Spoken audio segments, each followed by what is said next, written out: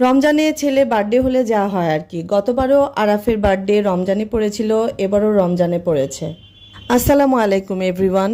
যেহেতু রমজানে বার্থডে, তাই ইফতার আয়োজন তো অবশ্যই করতে হবে। ইফতারের আয়োজন করেছিলাম আর সবাই একসাথে খাওয়া দাওয়া করেছি।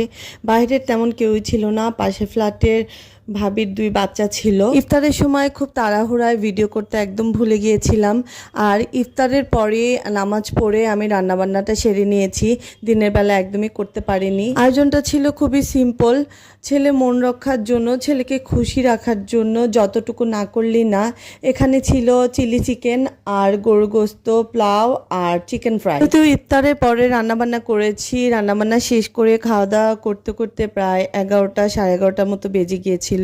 অনেক রাত হয়ে গিয়েছিল। ওর বোন সানজানা আর জাওয়াদ সেদিন আসতেই পারেনি। ওদের আরেকটি জায়গায় প্রোগ্রাম ছিল, তাই ওরা সেদিন আসতে পারেনি। কিন্তু সারপ্রাইজ দিতে একদমই ভুলে যায়নি সানজানা। অনেক ব্যস্ততার মধ্যেও আরাফ যেমন ডিজাইন পছন্দ করে ঠিক তেমন ডিজাইন করে খুব সুন্দর করে একটি কেক পাঠিয়ে দিয়ে আরাফকে সারপ্রাইজ করে দিয়েছে। রমজানের মধ্যে বার্থডে, তাই ভেবেছিলাম কোনো কেকের আয়োজন রাখবো না, কিন্তু সানজানা এভাবে কেক পাঠিয়ে দিবে চিন্তাও করিনি। প্রায় রাত 11:30টার পরে আমাদের কেকটি কাটতে হয়েছিল। অনেক রাত হয়ে গিয়েছিল, যেহেতু সেহরিতে আবার উঠতে হবে।